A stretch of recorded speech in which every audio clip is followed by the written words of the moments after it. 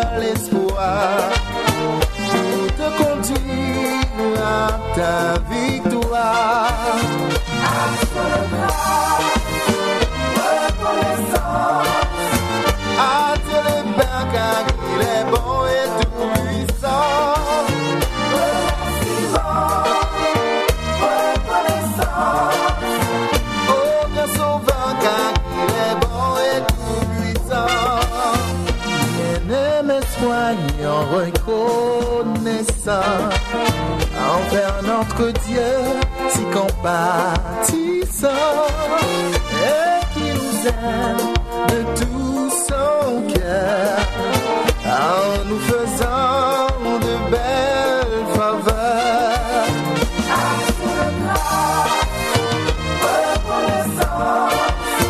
À Dieu le Père car il est bon et tout puissant.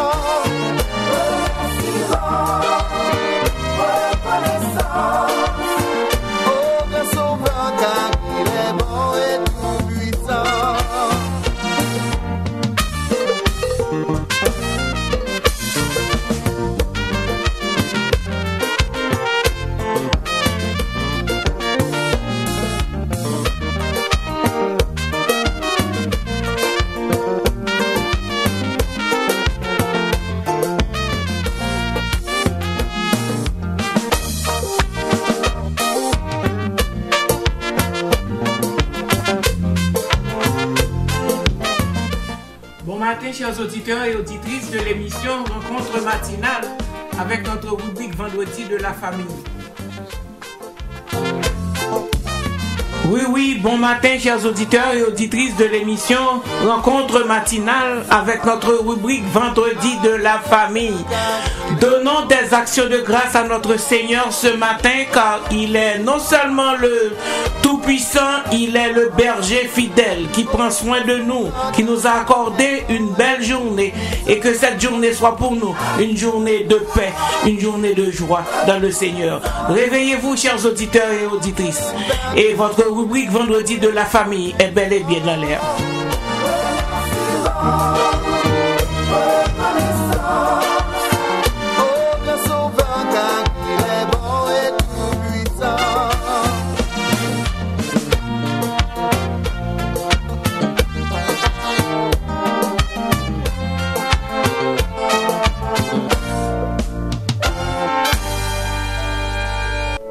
Quand tu pries, entre dans ta chambre, ferme ta porte et prie ton Père qui est là dans le lieu secret.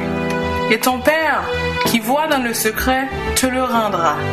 En priant, ne multipliez pas de vaines paroles comme les païens, qui imaginent qu'à force de paroles ils seront exaucés. Ne leur ressemblez pas, car votre Père sait de quoi vous avez besoin, avant que vous le lui demandiez. Voici donc comment vous devez prier. Notre Père qui est aux cieux, que ton nom soit sanctifié, que ton règne vienne, que ta volonté soit faite sur la terre comme au ciel. Donne-nous aujourd'hui notre pain quotidien. Pardonne-nous nos offenses comme nous aussi nous pardonnons à ceux qui nous ont offensés. Ne nous induis pas en tentation, mais délivre-nous du mal. Car c'est à toi qu'appartiennent dans tous les siècles le règne, la puissance et la gloire. Amen. Parole du Seigneur tirée de Matthieu 6, versets 6 à 13. Le temps est à la prière.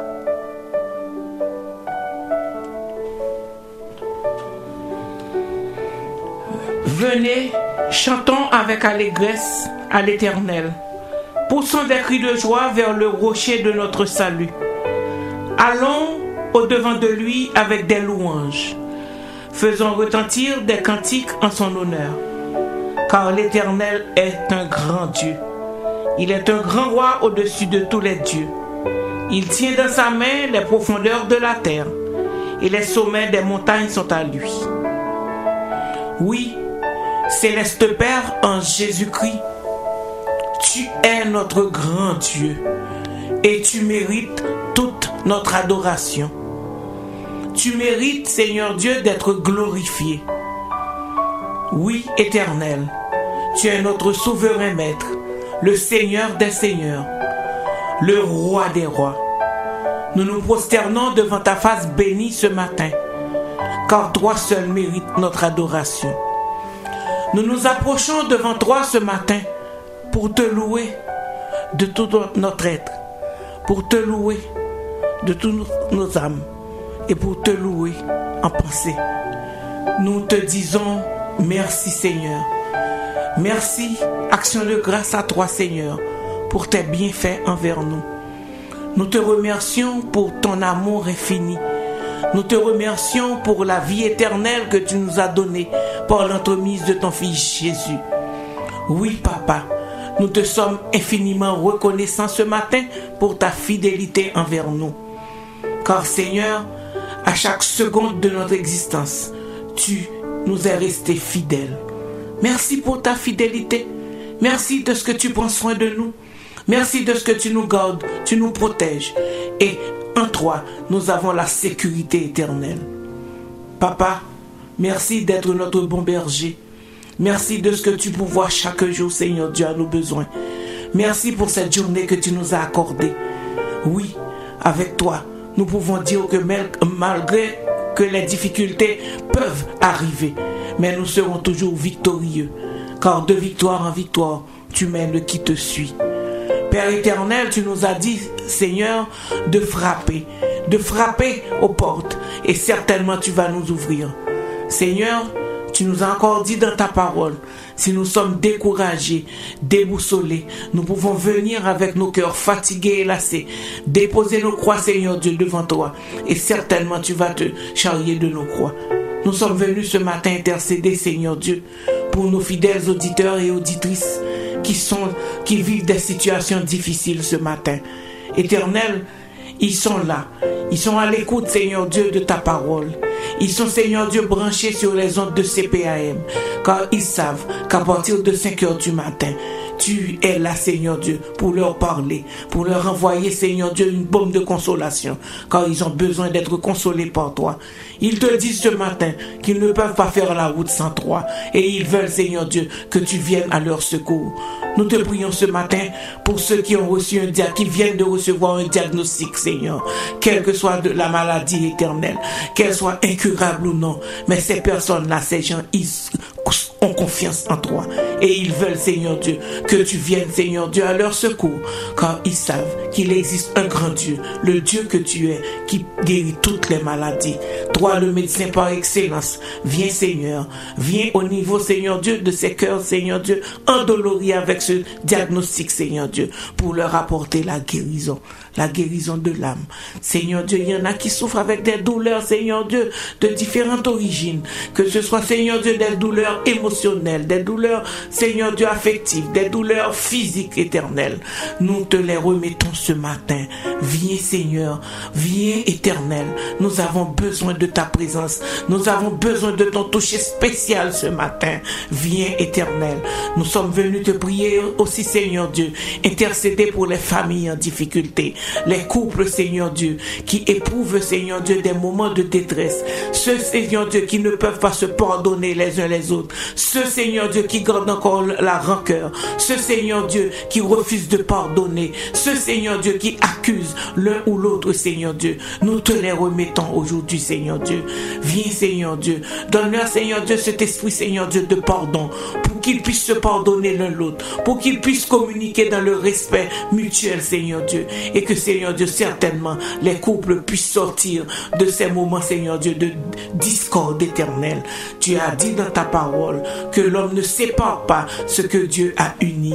Très souvent, Seigneur Dieu, l'ennemi de notre âme veut tout mettre à l'envers, Seigneur Dieu, pour que nous désobéissions, Seigneur Dieu, à ta loi, à tes principes. Éternel, viens, demeure, Seigneur Dieu, dans les maisons, dans les couples, Seigneur Dieu. Ils ont besoin de toi.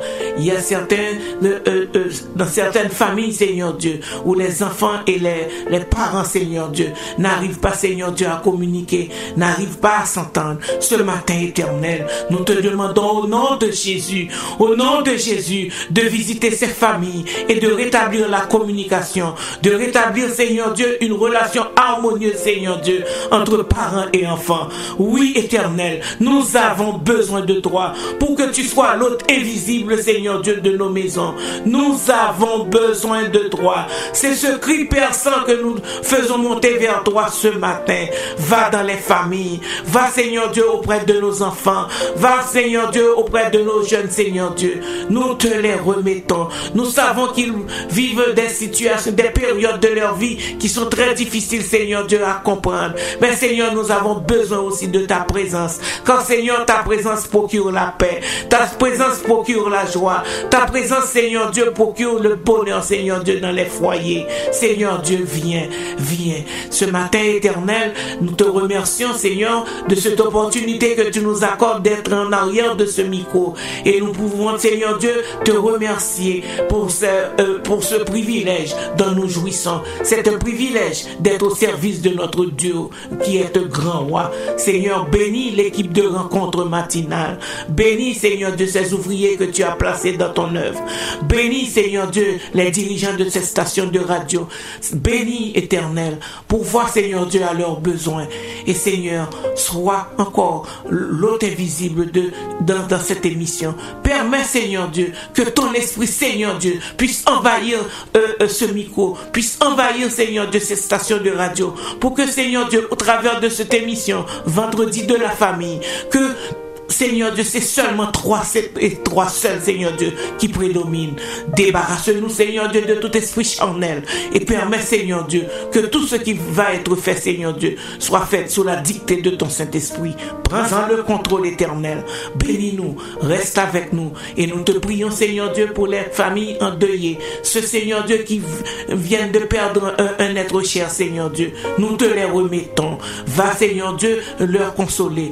Et Seigneur Dieu, remplis, Seigneur Dieu, de cet espace de perte, Seigneur Dieu, de joie et console-les, Éternel. C'est la prière que nous t'adressons ce matin, non pas en fonction de nos mérites, mais c'est dans le nom de notre précieux Seigneur, notre divin ressuscité. À lui soit la gloire dans tous les siècles des siècles. Amen, amen, amen, amen. Gloire à Dieu.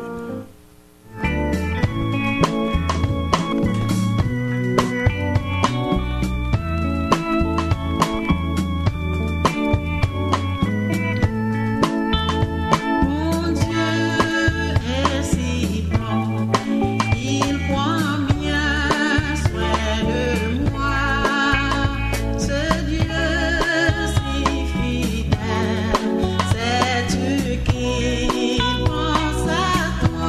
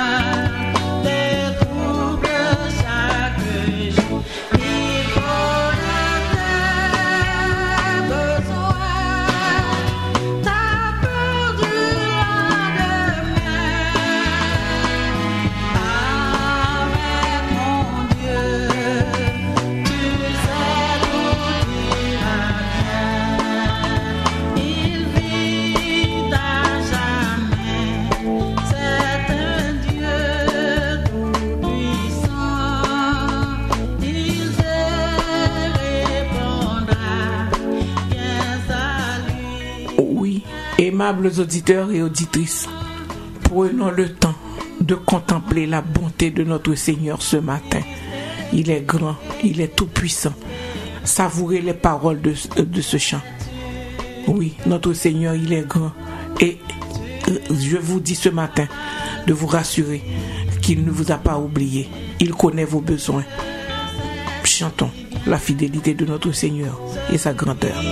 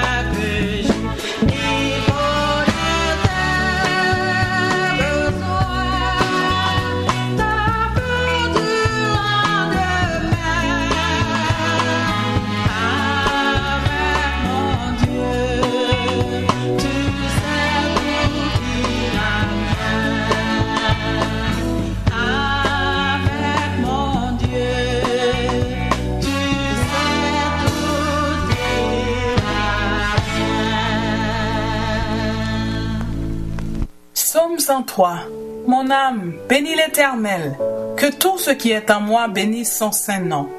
Mon âme, bénis l'Éternel et n'oublie aucun de ses bienfaits.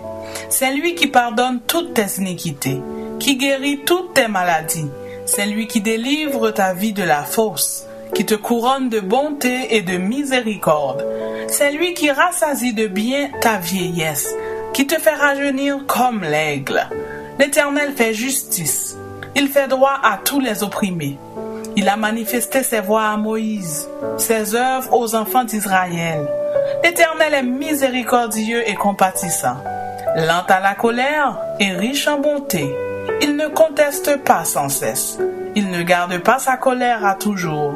Il ne nous traite pas selon nos péchés. Il ne nous punit pas selon nos iniquités. Mais autant les cieux sont élevés au-dessus de la terre, autant sa bonté est grande pour ceux qui le craignent. Autant l'Orient est éloigné de l'Occident, autant il éloigne de nous nos transgressions. Comme un père a compassion de ses enfants, l'Éternel a compassion de ceux qui le craignent. Il sait de quoi nous sommes formés. Il se souvient que nous sommes poussière. L'homme, ses jours sont comme l'herbe. Il fleurit comme la fleur des champs. Lorsqu'un vent passe sur elle, elle n'est plus, et le lieu qu'elle occupait ne la reconnaît plus. Mais la bonté de l'Éternel durera jamais pour ceux qui le craignent, et sa miséricorde pour les enfants de leurs enfants, pour ceux qui gardent son alliance et se souviennent de ses commandements afin de les accomplir. L'Éternel a établi son trône dans les cieux, et son règne domine sur toutes choses. Bénissez l'Éternel, ses anges, qui est puissant en force et qui exécutait ses ordres, en obéissant à la voix de sa parole. Bénissez l'Éternel, vous toutes ses armées, qui êtes ses serviteurs et qui faites sa volonté. Bénissez l'Éternel, vous toutes ses œuvres, dans tous les lieux de sa domination. Mon âme bénit l'Éternel. Amen.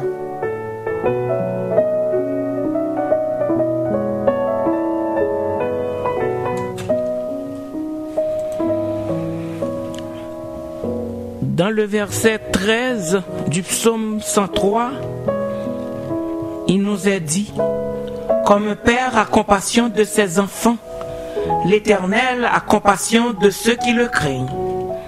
Et le verset 14 nous dit: car il sait de quoi nous sommes formés. Il se souvient que nous sommes poussière. Oui, Dieu manifeste sa miséricorde envers ceux qui le craignent véritablement. La crainte de Dieu est une crainte rédemptrice qui nous pousse à nous détourner du mal, à respecter les préceptes de Dieu et à rechercher sa présence et sa grâce. Les bénédictions que Dieu nous réserve sont réservées à ceux qui le craignent. Et les bénédictions sont sa miséricorde, son amour, son pardon, son amour et sa compassion, qui sont ceux d'un père, sa fidélité et sa bonté envers ses enfants. Oui, il sait de quoi nous sommes formés. Dieu a compassion de ses enfants, car il connaît leurs faiblesses et leurs infirmités. Même les meilleurs de ses disciples ont besoin de sa compassion. Tel un père a compassion de ses enfants lorsqu'ils connaissent des défaillances, lorsqu'ils souffrent ou qu'ils sont maltraités. Notre Père céleste souffre aussi lorsque ses enfants souffrent. Au milieu des difficultés, au milieu des échecs et des luttes, nous ne devons pas penser que Dieu reste distant et indifférent. Nous devons au contraire nous rappeler que son grand amour, que son regard de compassion se porte sur nous et qu'il nous aidera selon nos besoins. Ce matin, aimables auditeurs et auditrices, je vous exhorte à rester attachés, à rester fidèles à votre Seigneur. Car quand vous traversez les moments difficiles, il est certainement là, il ne nous abandonnera pas. Il sait de quoi nous sommes formés. Il connaît nos faiblesses. Donc il ne va pas nous abandonner. Restez attachés à lui. Soyez bénis.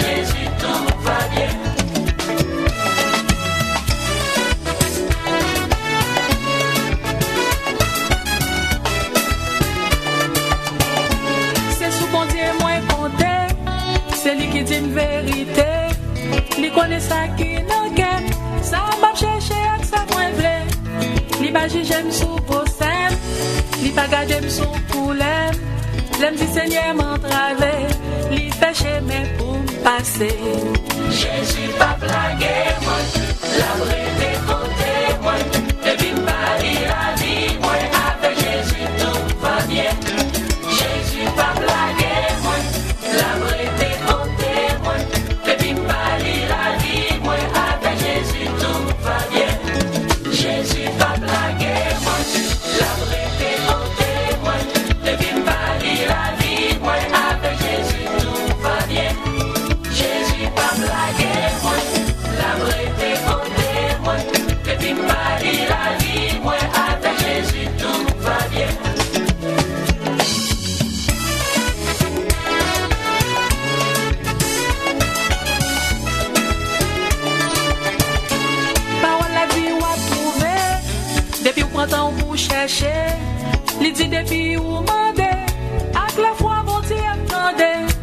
Par contre qui chay wap pote, qui fado wap si pote, yon seul bagay pour connaître, Jésus vle pa ou la main. Jésus pas blagué, moi, la brete côté, moi, depuis Paris la vie, moi, avec Jésus tout va bien. Jésus pas blagué, moi, la brete côté, moi, depuis Paris la vie, moi, avec Jésus tout va bien. Jésus pas blagué, moi, la brete côté, moi, depuis Paris la vie, moi, avec Jésus tout va bien. Jésus pas blagué, moi, la brete côté, moi, depuis Paris la vie, moi, avec Jésus tout va bien. Sauvez-moi à agir pour moi, à Jésus tout bagaille va bien. Sauvez-moi à agir pour moi, à Jésus tout bagaille va bien. Sauvez-moi à agir pour moi, à Jésus tout bagaille va bien. Sauvez-moi à agir pour moi, à Jésus tout bagaille va bien. Tout va bien, tout va bien, tout va bien avec Jésus, tout va bien. Tout va bien, tout va bien, tout va bien avec Jésus, tout va bien. Tout va bien, tout va bien, tout va bien avec Jésus, tout va bien. Vendredi de la famille. Vous écoutez Vendredi de la famille, une émission remplie de bénédictions pour toutes les familles, que ce soit famille monoparentale, famille biparentale, famille interculturelle, famille recomposée. La famille est l'institution de Dieu lui-même. Fondez et maintenez votre famille sur la parole de Dieu. Vendredi de la famille, tous les vendredis de 5h à 6h sur CPAM 1410 AM. Soyez bénis, peuple de Dieu. Soyez bénis, peuple de Dieu. Vendredi de la famille. Bomba, guy! Aimables auditeurs et auditrices, ce matin, le Seigneur veut parler à ses enfants matures qui traversent des difficultés.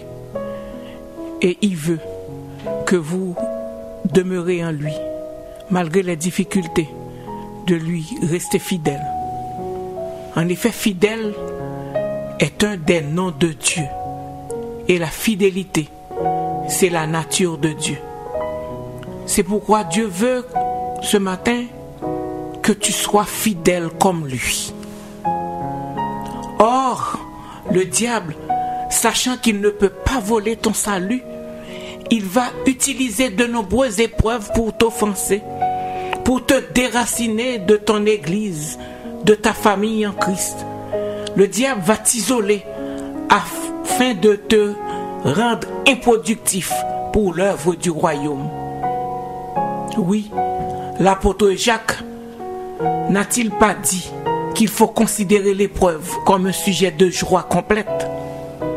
Donc, ce matin, le message est pour quelqu'un que le Seigneur veut, par l'entremise du pasteur Dorothée Ragia, exhorter à rester fidèle à Dieu. Et le pasteur Dorothée va vous indiquer les bénéfices que tu as, frère ou sœur, les bénéfices que tu as à demeurer fidèle, à demeurer inébranlable, sans douter ni te retrancher pour te perdre. Et laissez-moi vous dire aussi, aimables auditeurs et auditrices, que ce message s'adresse aux chrétiens matures. Gardez les yeux fixés sur Dieu et soyez bénis au travers de ce message de notre pasteur Dorothée Ragia. Soyez bénis encore une fois.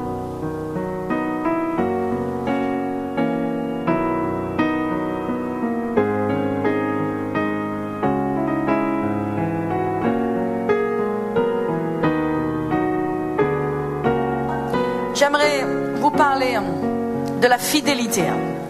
Je vous ai dit la semaine dernière que Dieu avait déposé dans mon cœur, vendredi de la semaine dernière en fait, de parler sur la fidélité.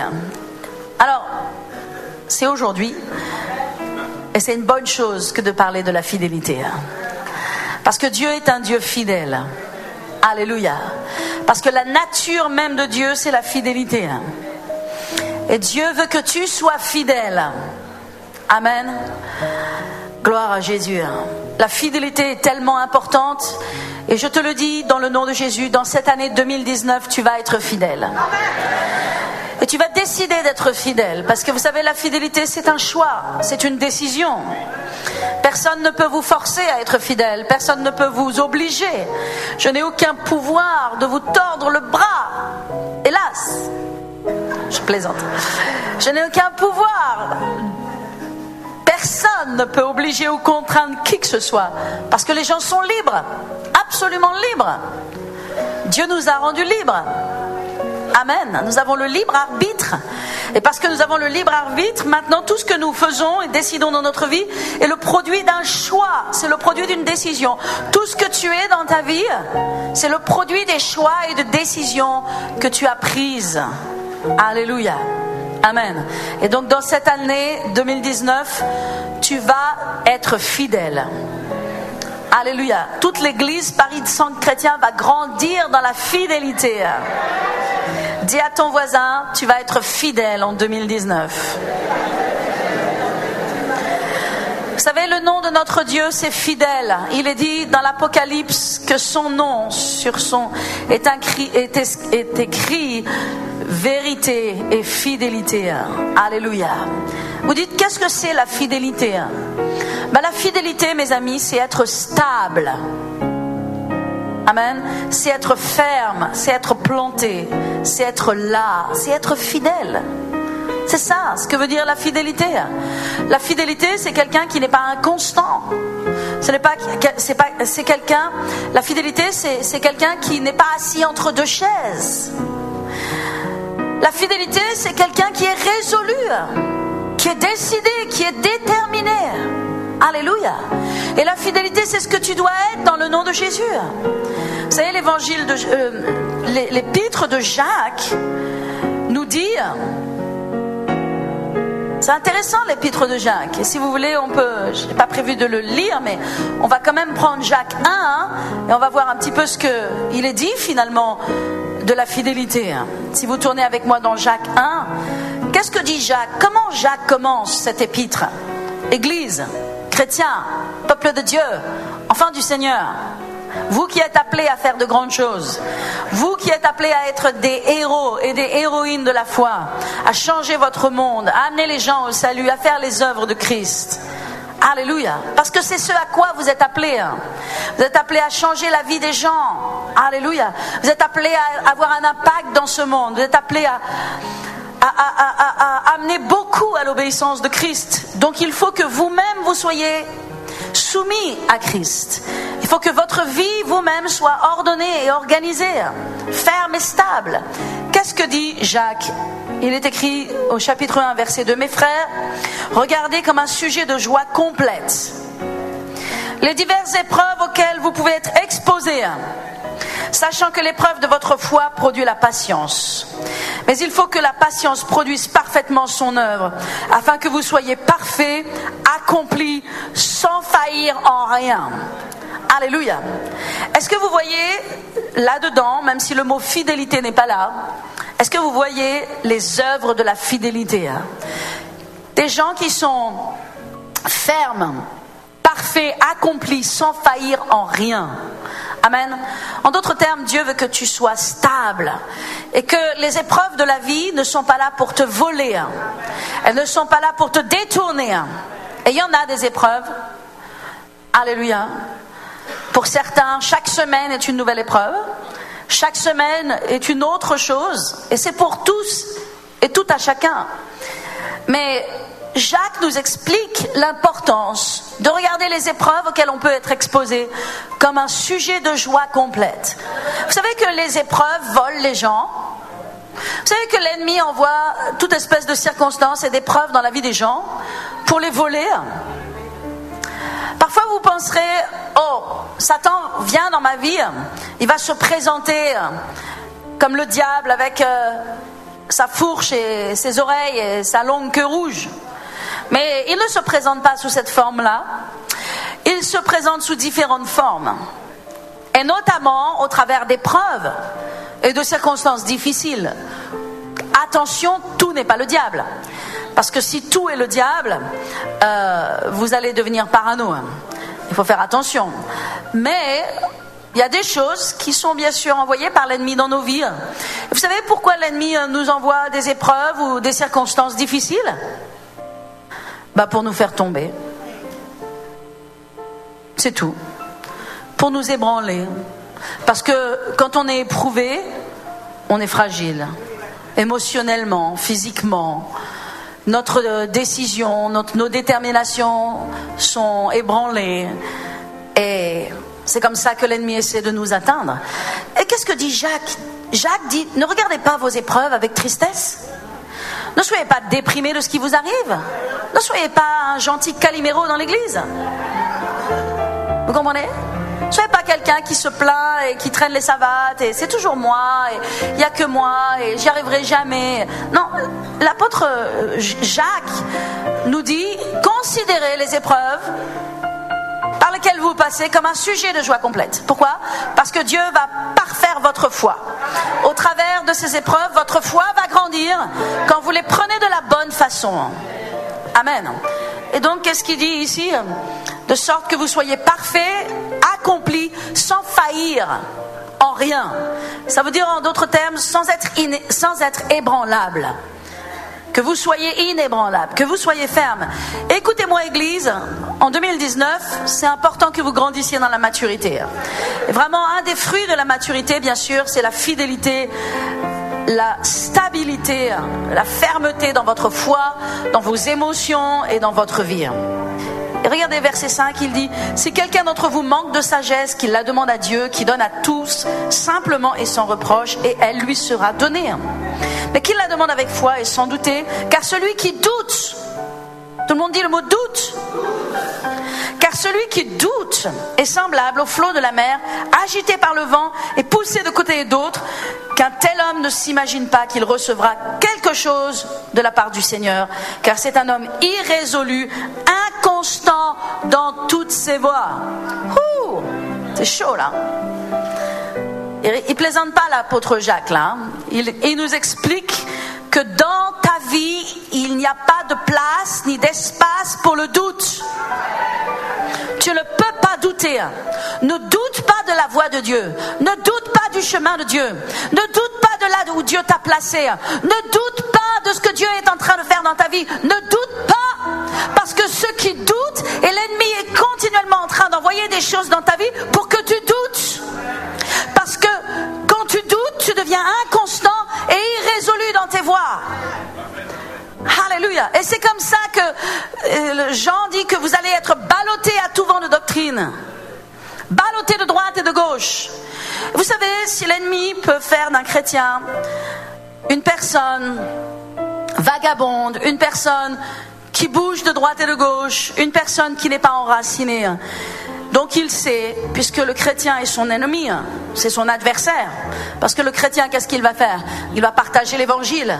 Il va être actif pour Dieu. Il va gagner les hommes. Il va menacer le royaume des ténèbres. Parce que la réalité, c'est ça le match. C'est de ça dont on parle. Le diable se fiche bien que tu aies de l'argent et que tu sois riche s'il possède ton âme et qu'il t'envoie en enfer. Il peut te donner toute la gloire. Il peut te donner tout ce que les hommes veulent dans ce monde. Qu'est-ce qu'il s'en fiche bien ? Lorsque Jésus était dans le désert, il a été confronté par le diable. Et qu'est-ce que le diable lui a dit ? Je vais te donner toutes les richesses et toute la gloire de ce monde. Mais Jésus se fichait bien des richesses. Jésus se fichait bien de la gloire de ce monde. Parce qu'il y a quelque chose qui est plus précieux que les richesses. Il y a quelque chose qui est plus précieux que la gloire de ce monde. L'honneur des hommes. Alléluia. Et cette chose, c'est quoi ? C'est la vie éternelle. C'est que les âmes soient sauvées. C'est que nos familles aillent au ciel. Ça, c'est précieux. Ça, c'est la vraie valeur. Ça, c'est de l'or, le vrai or qui vient du ciel, le salut des âmes, la délivrance des gens. Et c'est ce qui doit être dans tes yeux et dans ton cœur. C'est ça les vraies valeurs qui doivent ton cœur. Alléluia. Amen.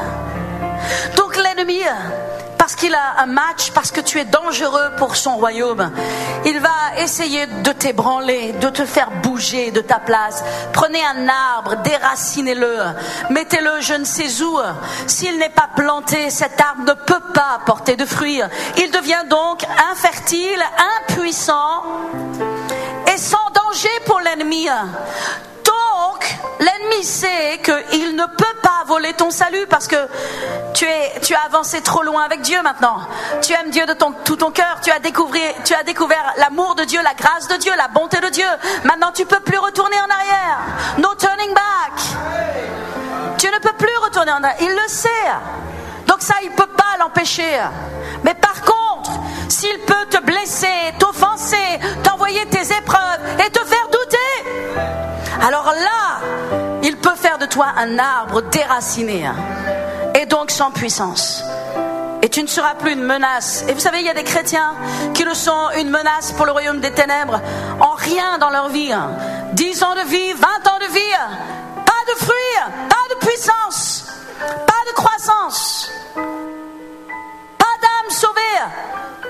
Parce que la réalité, quand tu iras au ciel, la seule chose que tu présenteras devant Dieu, ta richesse, ta prospérité, ta fidélité, tes œuvres, ce sont les âmes. Alléluia, les âmes que tu vas amener. Comment tu as contribué à l'œuvre de Dieu pour que les âmes soient sauvées.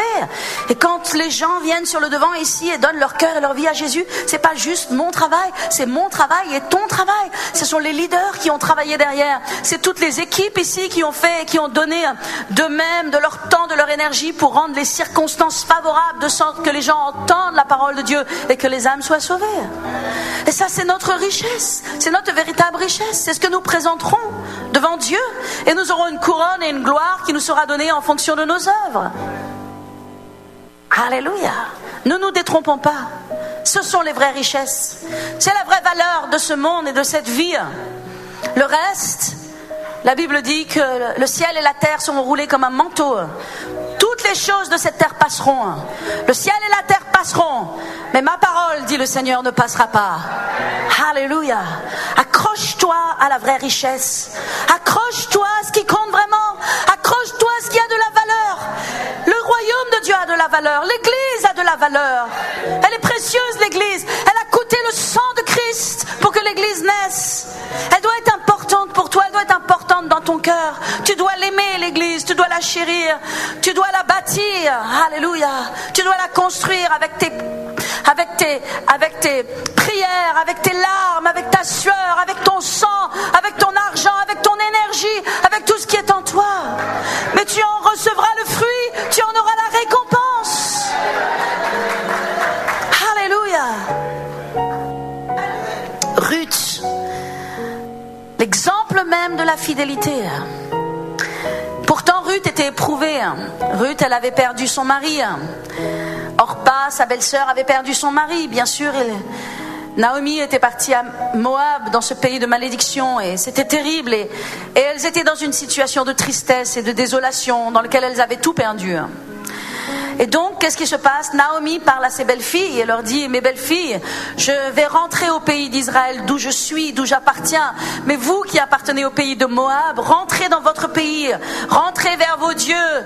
Et je n'ai plus de fils à vous donner pour mari, selon la tradition de l'époque. Donc, je n'ai plus rien à vous donner. Donc, rentrez. Et vous connaissez ce passage de Ruth et on va le lire ensemble. J'aimerais vous le lire parce que je suis tombée dessus et je pense que le Seigneur veut que je vous le partage. Alors Ruth normalement arrive après les juges. Tout petit livre de Ruth qui est un trésor, ok? Il est écrit à partir du verset 8. Naomi dit alors à ses deux belles-filles: allez, que chacune retourne à la maison de sa mère, et que l'Éternel use de bonté envers vous, comme vous l'avez fait envers ceux qui sont morts et envers moi. Que l'Éternel vous fasse trouver à chacune du repos dans la maison d'un mari. Et elle les baisa. Elles élevèrent la voix et pleurèrent. Et elles lui dirent: non, nous irons avec toi vers ton peuple. Et Naomi dit, retournez mes filles, pourquoi viendrez-vous avec moi? Ai-je encore dans mon sein des fils qui puissent devenir vos maris? Retournez mes filles, allez, je suis trop vieille pour me remarier. Et quand je dirai j'ai de l'espérance, et quand cette nuit même je serai avec un mari, et que j'enfanterai des fils, attendriez-vous pour cela qu'ils aient grandi? Non mes filles, car à cause de vous, je suis dans une grande affliction, de ce que la main de l'Éternel s'est étendue contre moi. Et elles élevèrent la voix, elles pleurèrent encore. Orpa baisa sa belle-mère. Elle retourna donc à Moab, mais Ruth s'attacha à elle. Alléluia. Mais Ruth s'attacha à sa belle-mère. Je vais vous dire, peuple de Dieu, c'est très important d'être attaché. Et je réalise que je suis attachée. Je suis attachée à l'Église, mais je suis aussi attachée à vous. Et c'est une chose normale. Le contraire serait grave. Je suis attachée à vous. Je suis attachée à chacun de vous. Et ce n'est pas une œuvre charnelle, c'est une œuvre de l'esprit. Alléluia. Et vous devez être attachés. Votre cœur doit être attaché à l'Église. Votre cœur doit être attaché aux frères et aux sœurs. Votre cœur doit être attaché à la mission, à l'appel que vous avez dans cette Église. Attaché. La Bible dit que le cœur de Ruth s'attacha à sa belle-mère.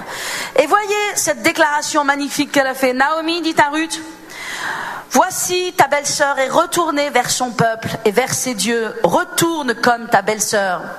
Et Ruth répondit, ne me presse pas de te laisser, de retourner loin de toi, car là où tu iras, j'irai. Là où tu demeureras, je demeurerai. Ton peuple sera mon peuple, et ton Dieu sera mon Dieu. Et là où tu mourras, je mourrai, et j'y serai enterré. Fidélité jusqu'à la mort. La fidélité, c'est jusqu'à la mort. Alléluia. Dieu aime la fidélité. C'est pourquoi lorsqu'un homme et une femme se marient, et la Bible dit que le mariage, c'est jusqu'à ce que la mort nous sépare. Alléluia. En tout cas, c'est le plan de Dieu. C'est la volonté de Dieu. C'est comme ça que Dieu veut qu'un homme et une femme s'attachent ensemble. Alléluia. Pas pour une saison, pas pour quelques années, pas juste parce qu'il y a de l'argent dans le foyer et de la prospérité. C'est jusqu'à ce que la mort nous sépare. Alléluia. Mais ce même principe de fidélité s'applique dans tous les autres domaines de notre vie. Être attaché. Alléluia. Ruth s'est attachée à sa belle-mère. Et elle a dit, là où tu iras, j'irai. Là où tu demeureras, je demeurerai. Et ton Dieu sera mon Dieu, et là où tu mourras, je mourrai, j'y serai enterré. Et elle dit après que l'Éternel me traite dans toute sa rigueur, si autre chose que la mort vient me séparer de toi.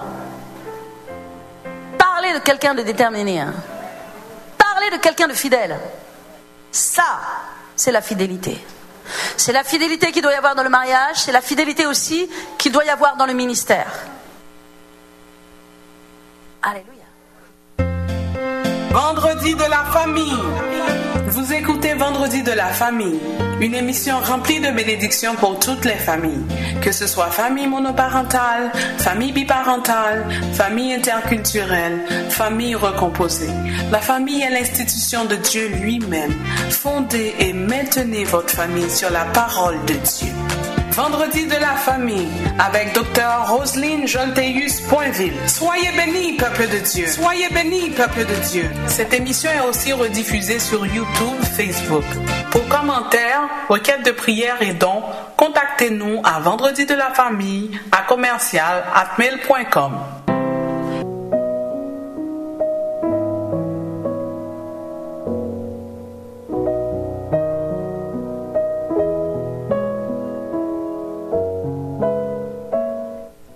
Nous sommes arrivés, aimables auditeurs et auditrices, à la fin de l'émission. Nous espérons que ces moments que nous avons passés ensemble vous ont plu. Nous vous demandons de rester, nous vous exhortons à rester attachés à notre Seigneur et Sauveur Jésus, quelles que soient les difficultés. Demeurez, restez fidèles. Ne soyez pas découragés, car le Seigneur est avec vous. Soyez bénis, bonne fin de semaine et à la semaine prochaine.